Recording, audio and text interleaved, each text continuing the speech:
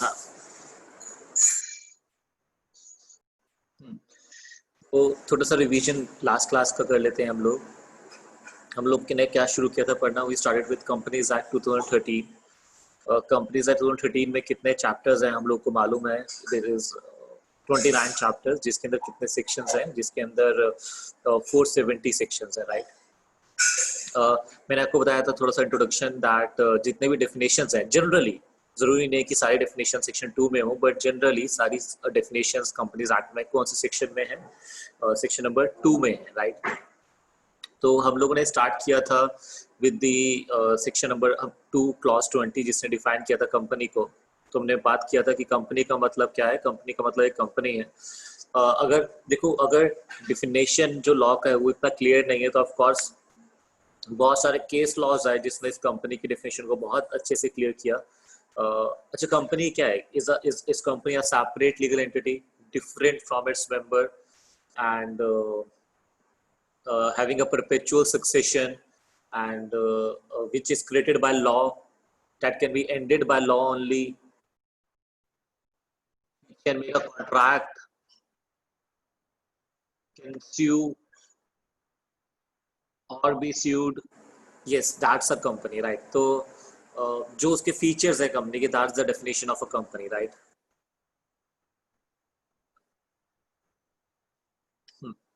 तो कंपनी का मतलब वो कंपनी जो कि इनकॉर्पोरेट हुई है अंडर दिस एक्ट। इनकॉर्पोरेट का मीनिंग आपको पता है बेटा, what is the meaning of word incorporation? Incorporation का मतलब हुआ कि एक नई एंटिटी का क्रिएट होना।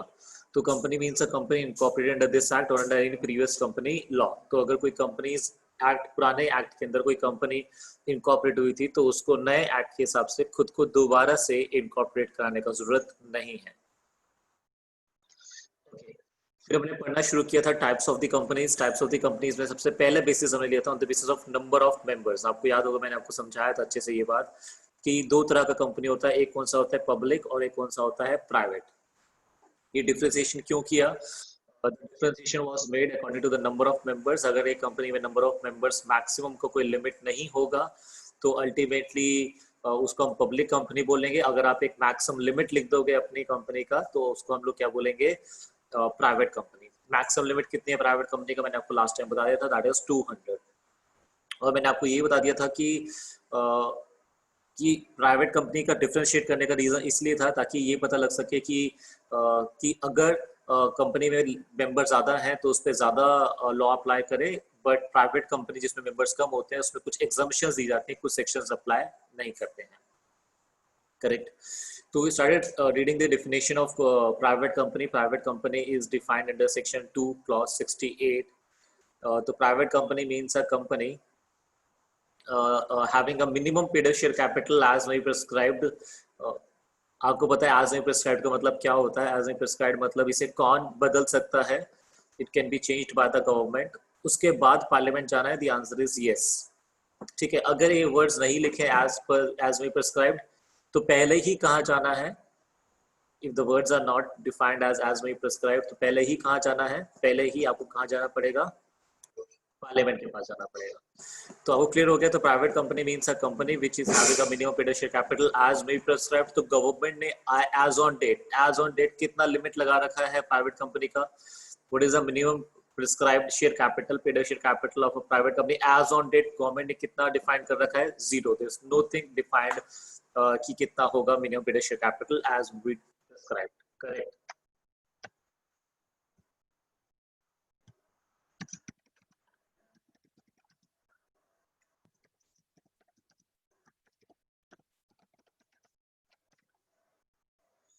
Okay, and which by its articles as may be prescribed का मतलब मैंने आपको बताया बेटा, जहां पर वर्ड्स एज मे प्रिस्क्राइब्ड होते हैं in any section that can be amended, changed by the government, and then government can go to the parliament after changing it. जब वो सेशन में आएंगे पार्लियामेंट तब वहाँ पे उनके पास जा सकते हैं।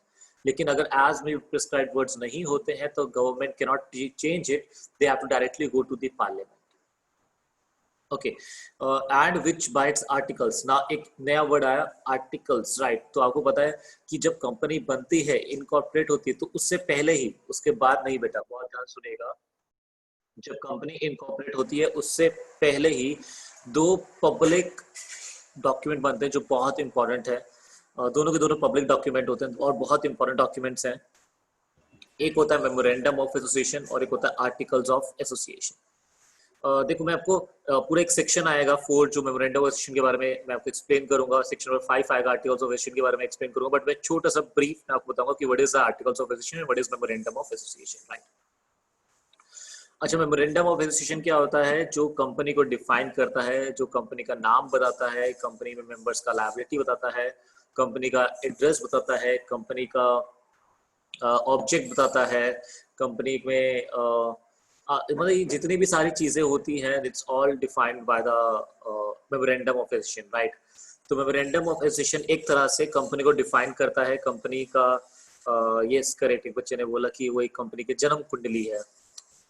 मैंने पहली बार ये सुना है, but yes it's like a first thing कि कंपनी का नाम क्या होगा, एड्रेस क्या होगा, ऑब्जेक्ट क्या होगा, मेंबर्स का लायबिलिटी क्या होगा, पेड शेयर कैपिटल कितनी होगी कंपनी के अंदर, it's not paid, it's authorised share capital, authorise share capital कितनी होगी कंपनी की, एंड कौन है जो फर्स्ट मेंबर्स बनेंगे कंपनी के।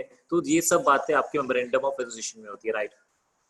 ऐसा, and what is contained in the articles of association? Articles of association contain the internal rules and regulation. तो कंपनी के जितने भी इंटरनल रूल्स एंड रेगुलेशंस हैं, they are all defined under what? Under the articles of association, right. It's very simple. So articles of association define करते हैं company के internal rules and regulation. तो अगर एक कंपनी पब्लिक है या private है, ये कैसे पता लगे? उसके आर्टिकल्स पढ़ के। मैं रिपीट करता हूँ, अगर आपको जानना है कि कंपनी पब्लिक है या प्राइवेट है, तो आपको उसके क्या पढ़ने पड़ेंगे? आर्टिकल्स पढ़ने पड़ेंगे।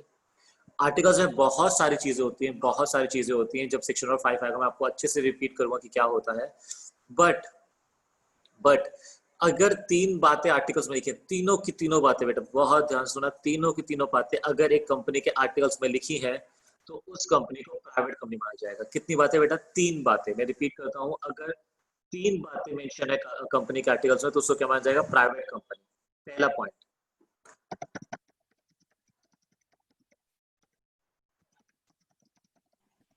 सर हाँ जी,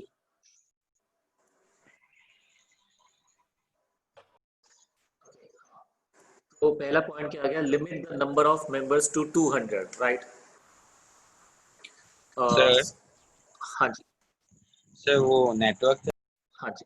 तो फर्स्ट जो पॉइंट है वो क्या है? Limit the number of members to 200। What is limit the number of members to 200? Maximum कितना मेंबर्स होंगे कंपनी में? एक प्राइवेट कंपनी में कितना नंबर ऑफ मेंबर्स होंगे? मैक्सिमम 200। 200 ज्यादा हो सकते हैं? नहीं हो सकते। तो अगर एक कंपनी चाहती है कि उसमें 200 से ज्यादा मेंबर्स हो तो उसको क्या बनना पड़ेगा? If a company wants to have members more than 200 तो उसको क्या बनना पड़ेगा? उसको बनना पड़ेगा पब्लिक कंपनी। ओके, बहुत ही बेसिक सी बात। क्या एक प्राइवेट कंपनी पहले तो स्टार्ट हो गई with kind of the number of member से स्टार्ट हो गई, लेकिन क्या बाद में क्या वो कन्वर्ट हो सकती है पब्लिक कंपनी में? क्या private company after it's incorporation can be converted into a public company? Yes, बिल्कुल, Yes. आपकी private company can be converted into a public company, बाद में भी हो सकती है। तो देखो, मैं आपको छोटा सा एग्जांपल देता हूँ। जब हमारे पास कोई कंसल्टेंसी के लिए आता है एंड दे आस्क कि मुझे कंपनी इनकॉर्पोरेट करनी है, तो हमने सबसे पहला क्वेश्चन उनसे यही पूछते हैं कि जब आप स्टार्ट करोगे तो कितने नंबर ऑफ मेंबर्स आप चाहते हो कंपनी में हो? अगर वो कहते हैं कि हम स्टार्टिंग से चाहते हैं there should be unlimited members, तो हम लोग उसको सजेस्ट करते हैं to open a public company. अगर वो कहते हैं हम स्टार्ट तो करेंगे विद काइंड ऑफ 50 मेंबर्स या 60 मेंबर्स, उसके बाद हम धीरे धीरे मे बी शायद 6 साल बाद, 7 साल के बाद हम लोग इस नंबर को, लिमिट को इंक्रीज करेंगे टिल 1000 2000 और लैक्स में। तो हम लोग उसको यही सजेस्ट करते हैं कि आप अभी क्या ओपन करो, you start with incorporating a private company, और बाद में आप जब आपको लगे कि आपको बहुत मेंबर्स चाहिए तो आप उसको कन्वर्ट करना है पब्लिक कंपनी में, क्योंकि प्राइवेट कंपनी अगर आप खोलते हो तो कहीं ना कहीं आपको कुछ सेक्शन से एग्जाम्पशंस मिल जाएंगी जो कि एक पब्लिक कंपनी को अवेलेबल नहीं होती है। करेक्ट। तो फर्स्ट पॉइंट यही आया कि प्राइवेट कंपनी एक ऐसी कंपनी जिसके आर्टिकल्स में क्या लिखा है? पहला point, limit the number of members to 200। Maximum लोग कितने होंगे? 200। दूसरा पॉइंट,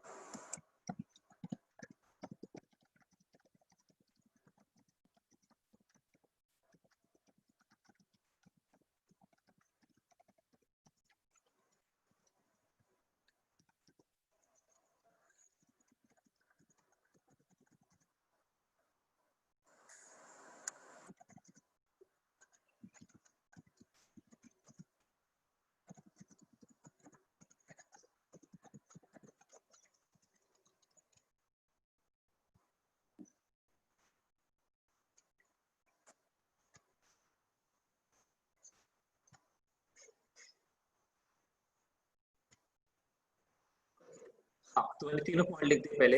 एक बच्चे का डाउट भी आया है, मैं उसका डाउट भी ले लूंगा बेटा। ओके, तो पहला हमने पॉइंट क्या लिखा, the limit the number of members to 200। दूसरा पॉइंट आता है prohibition in issue of securities publicly. अच्छा, बहुत ध्यान सुनना, पहले मैं आपसे क्वेश्चन पूछूंगा, please reply me in the chat box. Muskan ने क्वेश्चन पूछा, मैं उसका जवाब जरूर अब पहले दे देता हूँ। मोहित ने भी क्वेश्चन पूछा है। मोहित ने पूछा है कि क्या ये जो बात 200 का लिमिट है that is mention in the section और रूल। देखो बेटा, एक चीज चाहे सेक्शन में लिखा हो चाहे रूल में लिखा हो वो लॉ है, राइट। देखो, मोहित ने एक बात लिखी है कि सेक्शन में लिखा है रूल्स में लिखा है, तो पहले तो मैं इसको क्लैरिफाई कर देता हूँ कि क्या रूल्स भी होते हैं लॉ में। Are there any rules in the law? The answer is yes. जहां पर वर्ड्स होते हैं, जैसे मैंने आपको वर्ड्स बताया, एज में भी प्रिस्क्राइब्ड, आपको याद है ना, there are the words like as may prescribed in the section. तो उसको प्रिस्क्राइब करने के लिए जो गवर्नमेंट है वो क्या लेकर आती है? अगर वर्ड्स लिखे हैं एज में प्रिस्क्राइब्ड,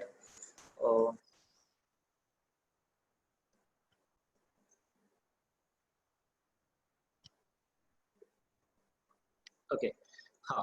सो अगर वर्ड्स लिखे एज में प्रिस्क्राइब्ड तो गवर्नमेंट क्या करती है? What do government do? Government क्या लेकर आती है? गवर्नमेंट लेकर आती है क्या? गवर्नमेंट लेकर आती है रूल्स, राइट। तो क्या कंपनीज एक्ट के अंदर सेक्शंस के साथ साथ रूल्स भी हैं? The answer is yes. क्यों वो रूल्स क्यों बनते हैं?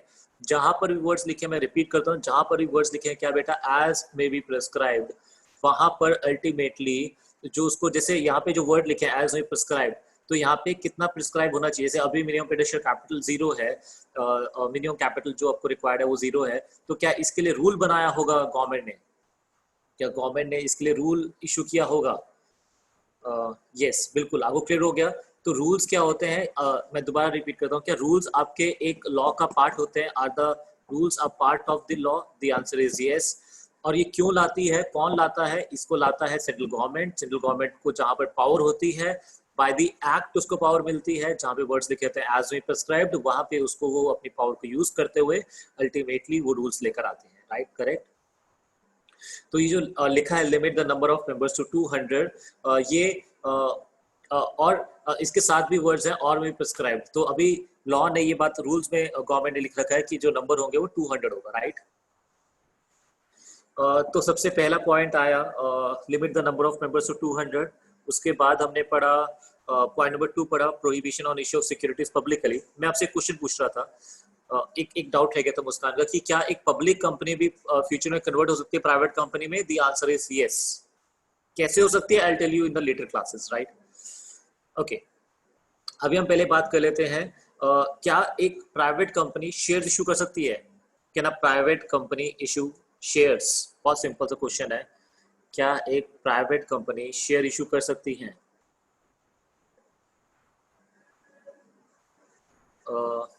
ओके, मैक्सिमम लोग आंसर यस कर रहे हैं, एक दो लोगों ने नो करा बस। कुछ लोग अब नो कर रहे हैं। अच्छा, हाँ, कुछ लोग अच्छा लिख रहे हैं, वो कह रहे हैं कि नॉट इन पब्लिक। हाँ, ये बिल्कुल राइट आंसर आ गया कि जो आपके प्राइवेट कंपनी होती हैं, जितनी प्राइवेट कंपनीज होती हैं, दे can issue securities. The answer is yes. लेकिन आप ध्यान से लिखा, अच्छा यहाँ पे वर्ड लिखा prohibition in issue of securities publicly. अच्छा, प्रोहिबिशन मतलब क्या है? कर ही नहीं सकते हैं, या फिर there are certain condition to do that? What do you mean by prohibition?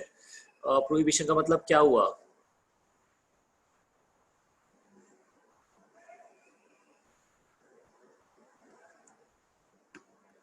हाँ, प्रोहिबिशन मतलब कुछ भी हो जाए, आप कर ही नहीं सकते। अच्छा, तो क्या नहीं कर सकती पब्लिक कंपनी? सिक्योरिटीज को इशू कैसे नहीं कर सकती है? पब्लिकली नहीं कर सकती है। तो क्या प्राइवेटली एक प्राइवेट कंपनी सिक्योरिटी इशू कर सकती है? Can a private company privately issue shares? Yes. Can a private company privately issue debentures? Yes. Can a private company can privately issue preference share? The answer is yes.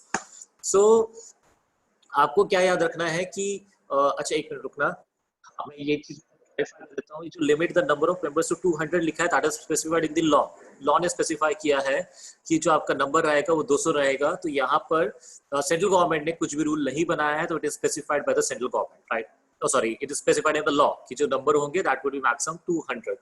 तो अगर यहाँ पे words नहीं लिखे हैं, जैसे यहाँ पे लिखा है लिमिट 200, यहाँ पे वर्ड्स नहीं लिखे हैं एज मे बी प्रिस्क्राइब्ड, तो अगर इसको चेंज करना है तो क्या गवर्नमेंट चेंज कर सकती है या पार्लियामेंट से चेंज कराना पड़ेगा? Who can change it? Will you have to go to the parliament और गवर्नमेंट कैन चेंज इट? कैसा?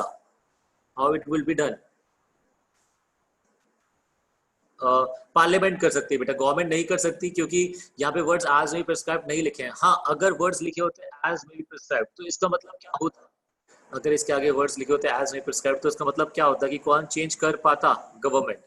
तो अभी ये गवर्नमेंट ने ये यहाँ पे ऐसे वर्ड्स लिखे हैं, नहीं लिखे? द आंसर इज नो, यहाँ पे ऐसे वर्ड्स नहीं लिखे हैं, तो इसलिए यहाँ पे अगर चेंज करना है तो आपको पार्लियामेंट के ही थ्रू ही इसको चेंज कराना पड़ेगा। ओके, पॉइंट नंबर 2 है prohibition on issue of prohibition in issue of securities publicly. तो अच्छा, क्या इस लाइन का ये मतलब है कि प्राइवेट कंपनी सिक्योरिटी इशू नहीं कर सकती?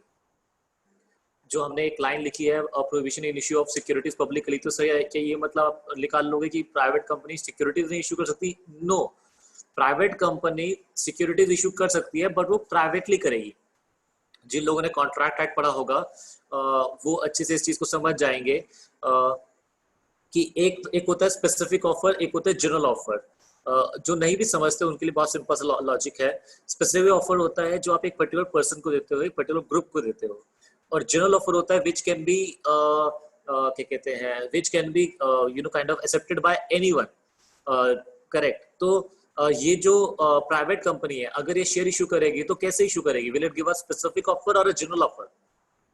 स्पेसिफिक ऑफर देकर ये लोग भी शेयर इशू कर सकते हैं, राइट। अच्छा, एक बात लिखी थी एक बच्चे ने लिखा था कि they can issue the shares only to the members. अच्छा, क्या एक प्राइवेट कंपनी में, I am just taking an example ताकि हर चीज क्लियर रहे, अगर एक प्राइवेट कंपनी में लेट सपोज करो देयर आर मैक्सिमम 200 चाहिए होते हैं, तो लेट सपोज करो there are 60 members of in a private company, right, 60।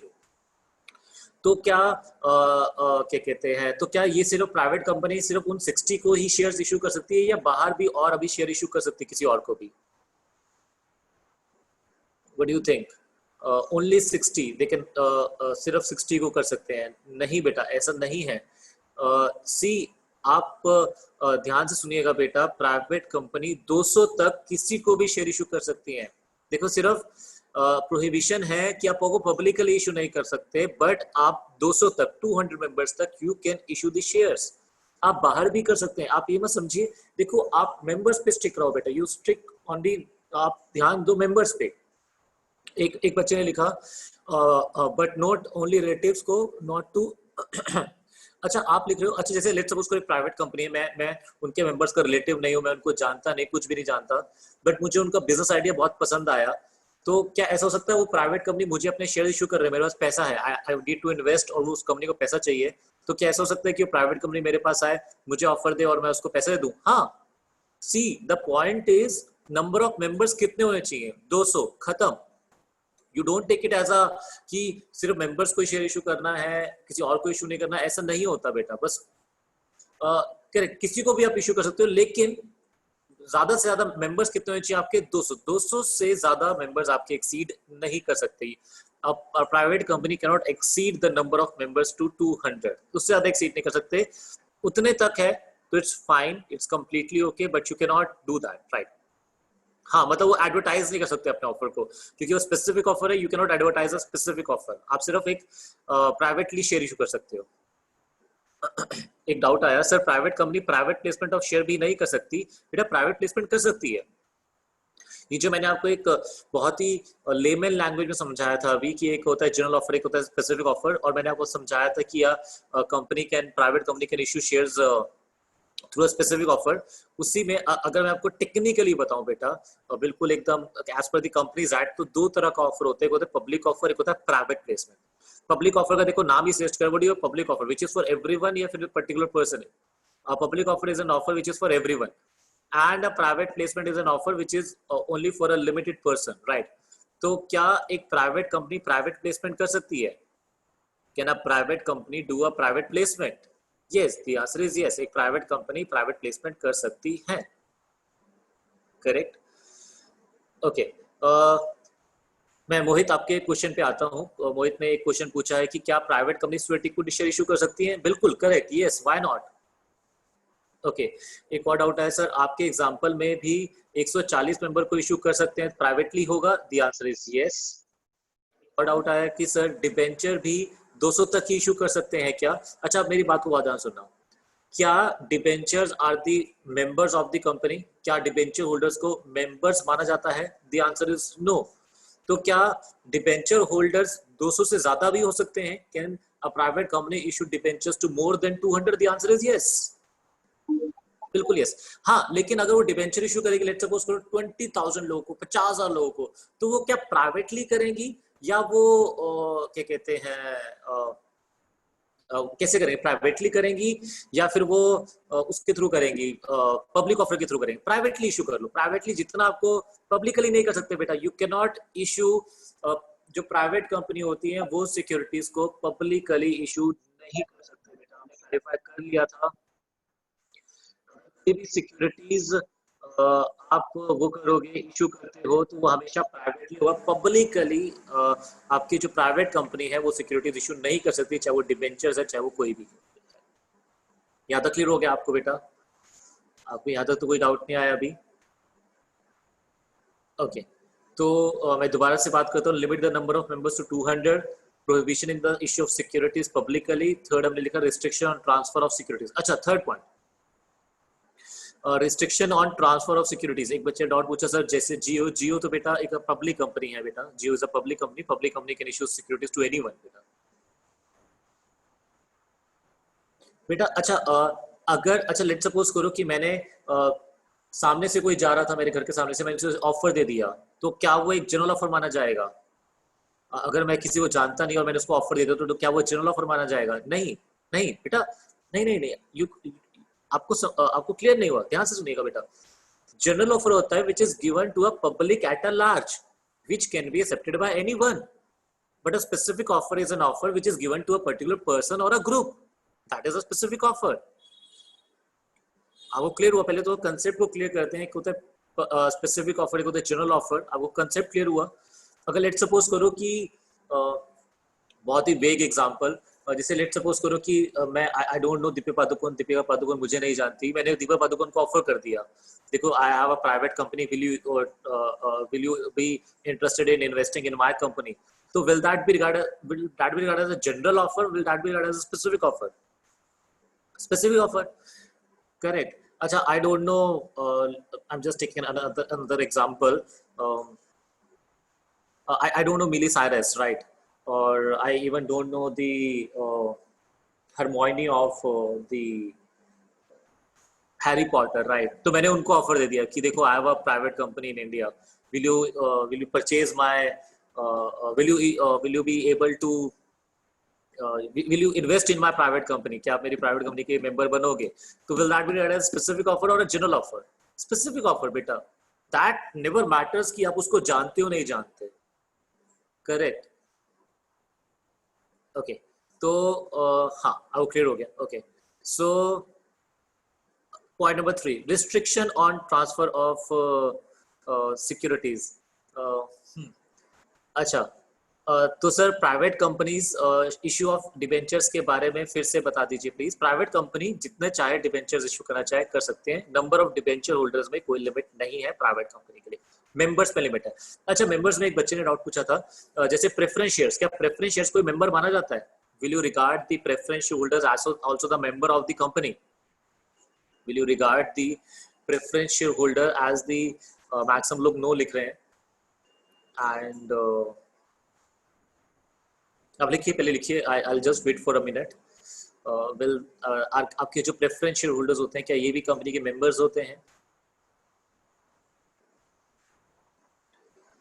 अब लोग येस लिख रहे हैं, पता नहीं क्यों आप येस लिख रहे हैं, पहले तो नो लिख रहे थे, अभी भी एक दो लोग नो लिख रहे हैं।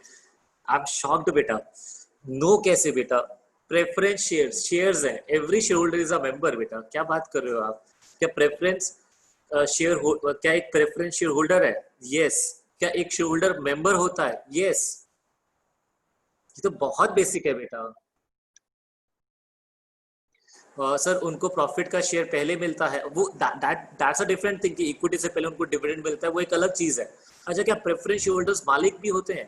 क्या प्रेफरेंस शेयर होल्डर्स भी मालिक हैं कंपनी के? आई एम अगेन शॉक्ड बेटा, पीपल आर राइटिंग नो। कैसे मालिक नहीं है? क्या शेयर होल्डर मालिक नहीं होता? अगर आप एक शेयर परचेज कर रहे बेटा, voting rights are never dependent. Voting rights हैं या नहीं है that's a different issue, but आपके जो शेयर होल्डर्स होते हैं दे आर दी बेटा, they are the owners every share is a member, of course मालिक ही होते हैं बेटा, वो भी मालिक है बेटा, ऑल शेयरहोल्डर्स आर द मालिक ऑफ द कंपनी। आप पता नहीं आपने ऐसा क्यों नो करा, but it's a strange thing, but I hope I वो क्लियर हुआ होगा, राइट, कि मालिक दोनों हैं।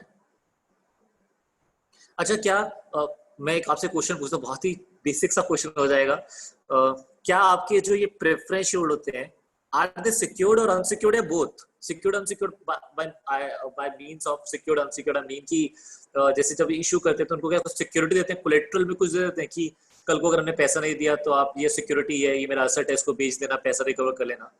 तो प्रेफरेंस शेयर होल्डर्स कैसे होते हैं, are they secured, are they unsecured और they both? Just right secured, unsecured और बोथ। सिंगल्स और दो तीन लोग मुझे अनसिक्योर्ड बोला है, बाकी लोग मुझे सिक्योर्ड बोल रहे हैं, कुछ लोग बोथ बोल रहे हैं, and I am shocked again. कुछ लोग सिक्योर्ड बोल रहे हैं, आई एम शॉक्ड। बेटा अगर मालिक को ही आपने सिक्योरिटी दे दी, आपने बोला मालिक सुन इधर आ, कल को मैं डूब गया, ये मेरा असेट ले ले बेच दियो, तो मालिक किस बात का बन जाएगा बेटा, वो शेयर होल्डर किस बात का है फिर? अगर आप मालिक को जाके बोल रहे हो कि यार अच्छा वो एक लेंडर होगा, अच्छा जो आपको पैसे देता है एक असेट रख के, वो एक लेंडर है या वो एक शेयर होल्डर है?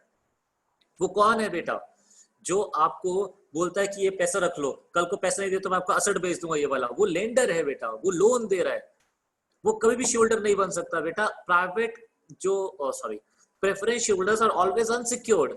आई डोंट नो।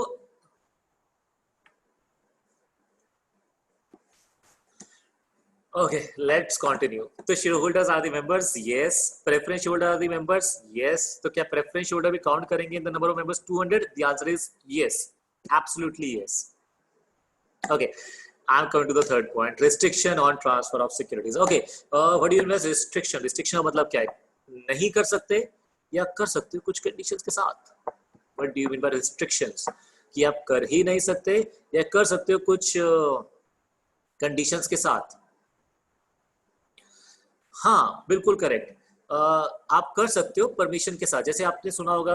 अच्छा एक होता है रिस्ट्रिक्टिव एंट्री। रिस्ट्रिक्टिव एंट्री मतलब आप आ सकते हो लेकिन कुछ कंडीशंस हैं, जैसे आज बाहर निकलना रिस्ट्रिक्टिव है, प्रोहिबिटेड है।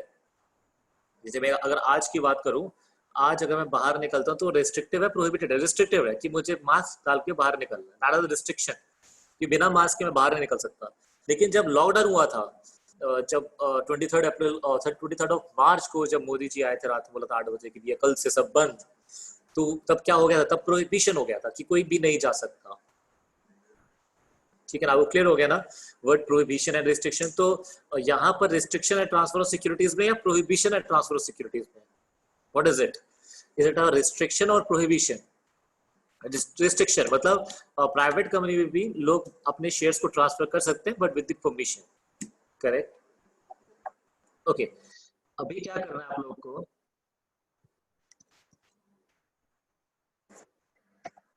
किसकी परमिशन? देखो परमिशन कैसी होगी, that you can write in the articles. अच्छा जनरली क्या होता है, जनरली आपको क्या करना पड़ता है, रिस्ट्रिक्शन में परमिशन लेनी पड़ती है डायरेक्टर्स से, है ना। You can take the permission from the directors of the company.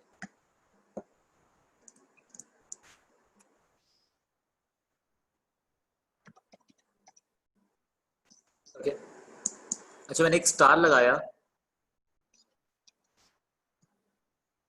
आप भी मेरे साथ एक स्टार लगाना।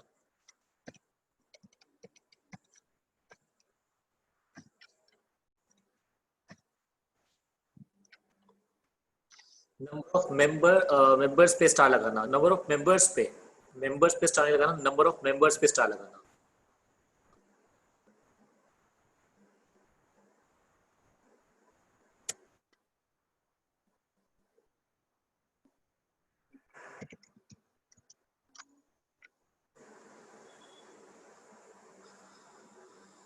ओके हिंदी में प्रोहिबिशन का मतलब होता है पाबंदी। रिस्ट्रिक्शन को क्या कहेंगे हिंदी में? रिस्ट्रिक्शन को हिंदी में क्या कहेंगे? क्या कहेंगे रिस्ट्रिक्शन को हिंदी में? निषेध, रुकावट, आना जाना बंधन, थोड़ी पाबंदी। ये सबसे बेस्ट था। प्रोहिबिशन मतलब पाबंदी, रिस्ट्रिक्शन मतलब थोड़ी पाबंदी। ओके, मूविंग फॉरवर्ड, आपने नंबर ऑफ मेंबर्स पे स्टार लगाया, राइट? हाँ। अच्छा मुझे एक बात बोलो, अ, अच्छा हमारा लॉ क्या चाहता है, what do a law will think, कि क्या आपके जो ये एंटरप्रेन्योर्स है, right, in French they call it as the entrepreneurs, but let me call it in a normal language, entrepreneurs, right? So ये जो आपके entrepreneurs होते हैं, right, तो what do law want, to be more entrepreneurs बने लोग या फिर लोग ज्यादा employees बने? क्या चाहता है हमारा law? Entrepreneurs is a businessman, right, जो बिजनेस लेकर आता है, आइडिया लेकर आता है। ज्यादा लोग एम्प्लॉयज बने या एंटरप्रेन्योर्स बने? एंटरप्रेन्योर चाहता है लॉ बने, राइट? तो अब बड़े ध्यान सुनना, अगर एक प्राइवेट कंपनी अपने एम्प्लॉय को शेयर देती है, तो क्या वो एक एम्प्लॉय को एंटरप्रेन्योर बना रही है? अगर एक private company is giving the share to the employee of the private company, so is that private company making their employees as the entrepreneurs? The answer is आप लोग no लिख रहे हो, but I don't know why you are writing the no, but the answer is yes. See, अगर आपको company के shares मिल गए तो आप एंटरप्रेन्योर्स ही तो हो। एंटरप्रेन्योर्स क्या होते हैं? मालिक बनना, राइट? तो क्या अगर आपको शेयर मिल जाएंगे तो क्या एक कंपनी के मालिक बन जाओगे आप? यस। तो क्या, yes correct, I don't no आप लोगों ने क्यों नो लिखा, but the answer is yes. Entrepreneur तो सर सर बिजनेस शुरू कर, हाँ एक सेकंड। ओके हाँ जी, तो हम बोल रहे थे आपको कि अगर एक, अच्छा अगर एक प्राइवेट कंपनी अपने एम्प्लॉय को शेयर इशू करता है, तो क्या लॉ चाहेगा ऐसा हो? क्या लॉ चाहेगा एक एम्प्लॉय मालिक बने? क्या वो लॉ, अच्छा क्या वो एक एम्प्लॉय और बेटर परफॉर्म करेगा जो उसको कंपनी के शेयर्स मिल जाएंगे, तो क्या वो एक और अच्छे से एम्प्लॉयमेंट काम करेगा? Yes, the answer is yes, वो और अच्छे काम करेगा। तो अब यहाँ पे लॉ ने बहुत अच्छा काम किया। लॉ ने बोला कि अगर आपने प्राइवेट कंपनी के एम्प्लॉय को, अच्छा पहले वो एम्प्लॉय थे, पहले मेंबर था, पहले वो एम्प्लॉय है, अगर आपने एम्प्लॉय को क्या इशू कर दिया, शेयर इशू कर दिया, और अगर वो कंपनी का मेंबर बन गया, तो क्या उसको मेंबर माना जाएगा? Will that person be regarded as the member? The answer is yes. लेकिन क्या उसको नंबर ऑफ मेंबर्स में काउंट करेंगे? Will you count that employee in the number of members? The answer is no. You getting it? अगर आपने एक existing employee को, you made a share holder, आपने एक एग्जिस्टिंग एम्प्लॉय को शेयर इशू कर दिए, तो क्या वो बंदा मेंबर माना जाएगा? लोग समझते हैं उसको मेंबर ही नहीं माना जाएगा, लेकिन क्या वो बंदा मेंबर माना जाएगा? If you issue the shares to a employee of a private company, तो will that person be regarded as a member? The answer is yes. लेकिन क्या वो नंबर ऑफ मेंबर्स में काउंट किया जाएगा? द आंसर इज नो, उसको number of members में छोड़ देंगे। ठीक है। मैं एक बच्चे ने डाउट पूछा, मैं उनके डाउट पे आऊंगा। भरत ने एक क्वेश्चन पूछा, मैं I will come to his doubt, लेकिन इससे पहले मैं एक और बात करना चाहूंगा कि हाँ, मैं आपको एक एग्जांपल देता हूँ, है ना? हाँ मैं आपको एक एग्जांपल देता हूँ। एक प्राइवेट कंपनी में 200 मेंबर्स हैं अभी, एक प्राइवेट कंपनी में 200 मेंबर्स हैं अभी, ठीक है सब, या गलत है? प्राइवेट कंपनी 200 मेंबर है अभी, सही है या गलत है? अभी सही है। वो कंपनी अपने एक एम्प्लॉय को शेयर इशू करना चाहती है, क्या नंबर ऑफ मेंबर्स 201 हो जाएंगे? नहीं, बिल्कुल भी नहीं। क्यों? क्योंकि वो जो एम्प्लॉय है जिसको आपने शेयर इशू कर दिए, वो आपके नंबर ऑफ मेंबर से काउंट नहीं होगा, और आपने लॉ को नहीं तोड़ा, अभी भी आपके नंबर ऑफ मेंबर 200 ही माने जाएंगे। Now I will come to the doubt of Bharat. Bharat ने पूछा कि सर अगर मैंने एम्प्लॉयमेंट छोड़ दिया, मतलब पहले मैं एम्प्लॉय था, मुझे शेयर्स मिले, मैं मालिक बन गया, मुझे लगा अब क्या जरूरत है एम्प्लॉयमेंट में रहने का, अब तो डिविडेंड आएगा, पैसा आएगा, वहां से अर्न करूंगा मैं, तो क्या मैंने जब एम्प्लॉयमेंट छोड़ दिया तो क्या मुझे अब नंबर ऑफ मेंबर्स काउंट कर लिया जाएगा? क्या अब मुझे नंबर ऑफ मेंबर्स काउंट कर लिया जाएगा? पहले मैं एम्प्लॉयमेंट में, मुझे शेयर मिला, मैं नंबर ऑफ मेंबर्स काउंट नहीं हुआ, मैंने एम्प्लॉयमेंट छोड़ दिया, अब मुझे नंबर ऑफ मेंबर्स काउंट किया जाएगा या नहीं किया जाएगा? The answer is तुम लोग you're not replying. एक बच्चे ने पूछा पलक I'll come to your doubt, but the answer is no. No is the answer. अगर उसने बाद में भी अगर एम्प्लॉयमेंट छोड़ दिए तो भी उसको नंबर ऑफ मेंबर्स काउंट नहीं करेंगे, क्योंकि अगर काउंट करने लग गए तो दिक्कत हो जाएगा। दिक्कत मतलब पहले वो फिर तो ऐसे तो वो कभी एम्प्लॉयमेंट ही नहीं छोड़ पाएगा, है ना। मतलब वो उसको तो या तो उसको फिर शेयर होल्डर शेयर छोड़ने पड़ेंगे, तो उसके लिए आप एक डिफिकल्टी क्रिएट कर रहे हो या कंपनी के लिए डिफिकल्टी क्रिएट कर रहे हो। तो ऐसा सही है गलत है? गलत है। आप किसी भी तरह कंपनी के लिए डिफिकल्टी मत क्रिएट करो। सिंपल सा लॉजिक है, आप एम्प्लॉयमेंट में हो, आपको शेयर मिला, आप नंबर ऑफ मेंबर्स अकाउंट नहीं हो, उसके बाद आपने एम्प्लॉयमेंट छोड़ दिया तब भी आप नंबर ऑफ मेंबर्स अकाउंट नहीं होंगे। ओके, यहाँ तो कंसेप्ट मैंने बोल दिया। अब एक डाउट आया सर मेरे पास कि सर एक बंदे ने मतलब वो मेंबर हुआ लेकिन मेंबर नहीं हुआ। नहीं बेटा, अच्छा क्या एक एम्प्लॉय जिसको शेयर मिल गया उसको मेंबर बन गया तो उसके बाद वही सेम राइट्स आएंगे जो बाकी मेंबर्स के पास हैं? यस, बिल्कुल यस, बिल्कुल ही is a member, is totally a member. लेकिन बस जब नंबर की काउंट करने की बात आई, बस सिर्फ उसको उस काउंटिंग में काउंट नहीं करेंगे, बाकी he has all rights as a member, all rights. अब क्लियर हो गया? हाँ, चाहे आप जितने भी एम्प्लॉयज दे दो, चाहे आपके लेट्स सपोज करो आपके कंपनी के अंदर 500 एम्प्लॉयज हैं, आपने 500 के 500 एम्प्लॉयज को अपने शेयर्स दे दिए, तो क्या वो आपके 500 के 500 एम्प्लॉयज आपके नंबर ऑफ मेंबर्स काउंट करे जाएंगे कभी भी? The answer is no. नहीं उसके, अच्छा अगर आप उसको नंबर ऑफ मेंबर्स में काउंट नहीं कर रहे तो इसका मतलब ये हुआ कि उसको आप राइट नहीं दे रहे मेंबर का। If you are not counting him in the number of members तो इसका ये मतलब है कि you are not giving him the rights. No, he'll get all rights which is available to a member, a normal member, सारे rights हैं उसके पास भी, बट बस जब काउंटिंग की बात आई उसको काउंट नहीं किया गया, बाकी सारे राइट्स हैं उसके पास, वोट करने के, डिविडेंड लेने के, जो भी बाकी लोगों के पास मेंबर के पास राइट्स होते हैं वो सारे राइट्स हैं उसके पास। ठीक है।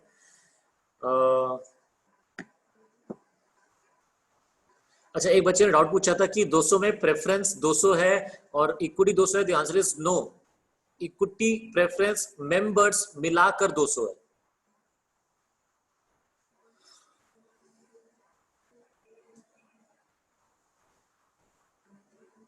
अच्छा आपने क्या कहते हैं एक बंदे को शेयर इशू करे, नॉर्मल बंदे को जो कि कंपनी का एम्प्लॉय नहीं है, उसको आपने शेयर इशू कर दिए, तो क्या उसको नंबर ऑफ मेंबर्स से काउंट करेंगे?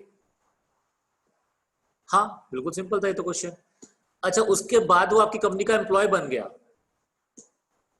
उसके बाद वो आपकी कंपनी का एम्प्लॉय बन गया, तो क्या वो अभी भी नंबर ऑफ मेंबर्स से काउंट होगा?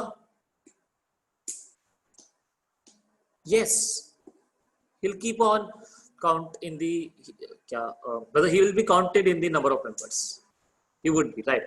तो number of members में लिख देता हूँ। सर एम्प्लॉयज काउंट क्यों नहीं होता? बेटा एम्प्लॉयज को इसलिए काउंट नहीं कर रहे क्योंकि लॉ भी ये चाहता है कि अच्छा अगर लेट्स सपोज करो एक प्राइवेट कंपनी में 200 एम्प्लॉयज हैं और वो अगर वो अपने एम्प्लॉयज को शेयर देना चाहते हैं, तो अगर ये एक्सेप्शन ना होता जो मैंने आपको बताया तो क्या वो दे पाते? नहीं दे पाते।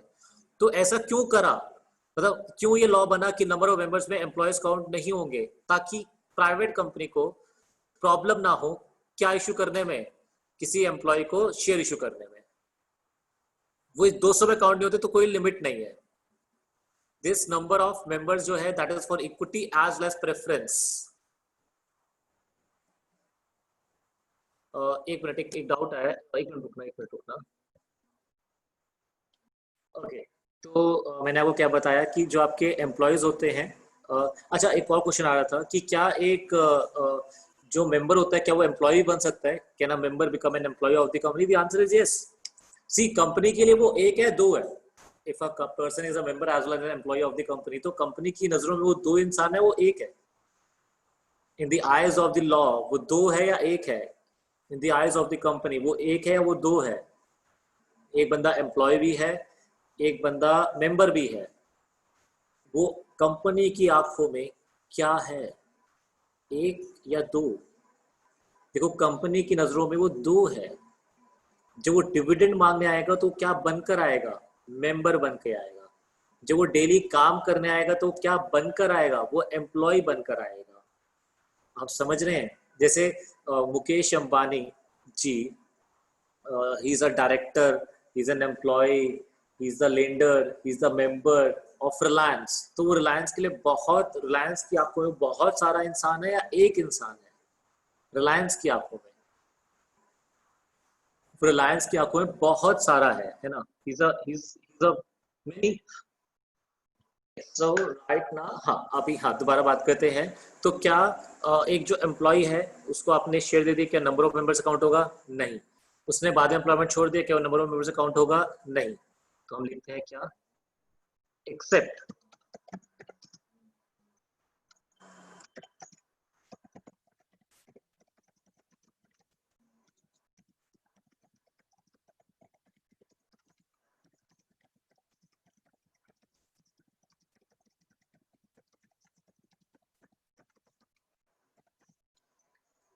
ओके, इसमें एक और पॉइंट है, छोटा सा पॉइंट है। अच्छा, क्या जॉइंट शेयर होल्डर्स आप समझते हो? Joint share holders, joint share holders होता है मतलब एक से ज्यादा लोग मिलके शेयर परचेज करते हैं। मतलब जैसे आपने सुना होगा जॉइंट प्रॉपर्टी ओन करते हैं लोग। जॉइंट प्रॉपर्टी मतलब एक से ज्यादा लोग मिलके प्रॉपर्टी ओन कर लेते हैं। तो ऐसे ही जॉइंट शेयर होल्डर्स होते हैं जो ज्यादा लोग मिलके एक साथ मिलके शेयर परचेज करते हैं, राइट? तो अगर सपोज को तीन लोगों ने मिलके शेयर परचेज कर लिए, तो प्राइवेट कंपनी की आंखों में वो एक है या तीन है? अगर तो वो एक है, करेक्ट। तो प्राइवेट कंपनी की आंखों में वो एक है। तो joint shareholders to be counted as one.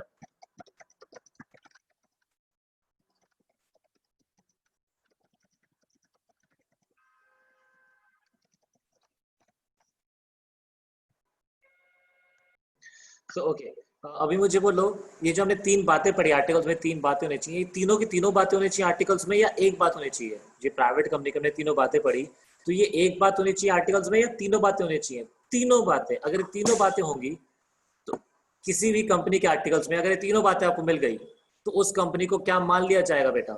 अगर ये तीनों कंडीशंस आपको एक कंपनी के आर्टिकल्स में मिल गई, तो उसको कंपनी को क्या मान लिया जाएगा कि वो एक प्राइवेट कंपनी है। और जहां पर आपको इनमें से एक मिलती है, दो मिलती हैं, या कुछ भी नहीं मिलती है, तो उस कंपनी को क्या माना जाएगा? अगर आपकी कंपनी के आर्टिकल्स में एक है या दो है या एक भी नहीं, तो उसे क्या माना जाएगा? Public company. गवर्नमेंट का शेयर है या नहीं है, वो डिसाइड नहीं करता कि वो पब्लिक कंपनी है या वो एक प्राइवेट कंपनी है। करेक्ट। मैं आपको डाउट ले लूंगा, एक मिनट रुकिएगा बस। Okay.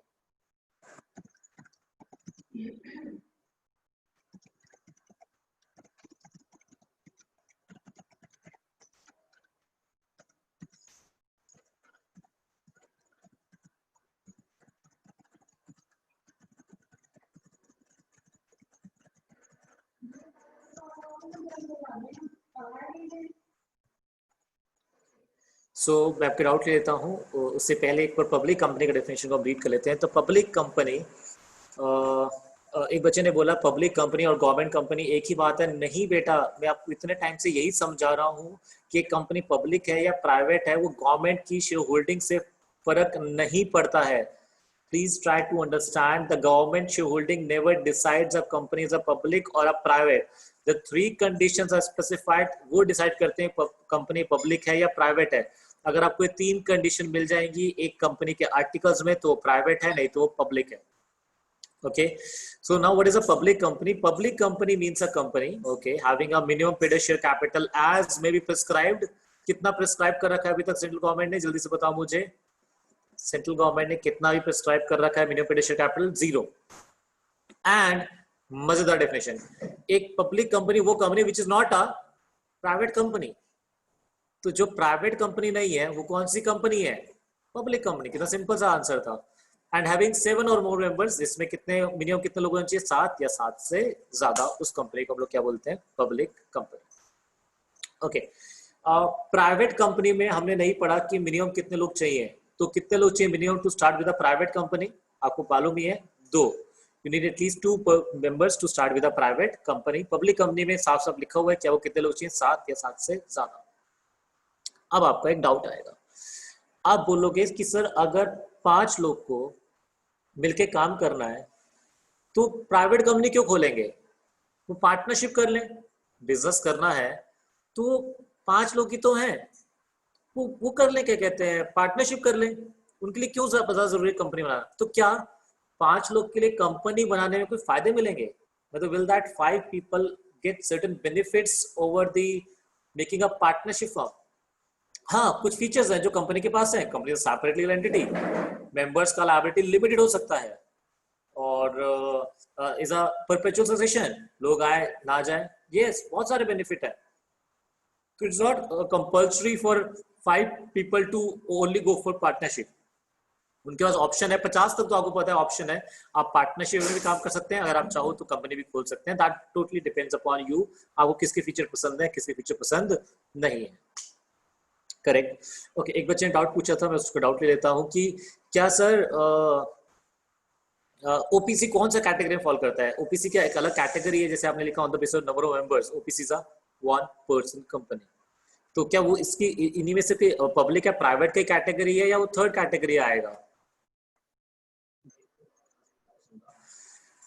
OPC is a private company बेटा, सिर्फ एक चीज अलग है प्राइवेट कंपनी और ओपीसी में, क्या कि ओपीसी में मिनिमम है 1 और मैक्सिमम भी है 1, और प्राइवेट कंपनी में जो मतलब प्राइवेट कंपनी का एक पार्ट है ओपीसी, आप समझ रहे हैं, प्राइवेट कंपनी में के अंदर आता है ओपीसी, हो सकता है प्राइवेट कंपनी के अंदर आप ओपीसी खोलो, हो सकता है आप ओपीसी ना खोलो, बट अगर आप ओपीसी खोल लेते हो तो मिनिमम 1 है, मैक्सिमम 1 है, तो यहाँ पे आप मेंशन कर सकते हो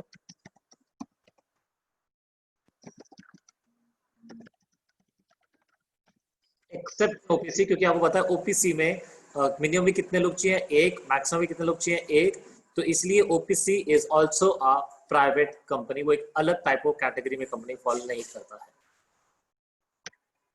ओके,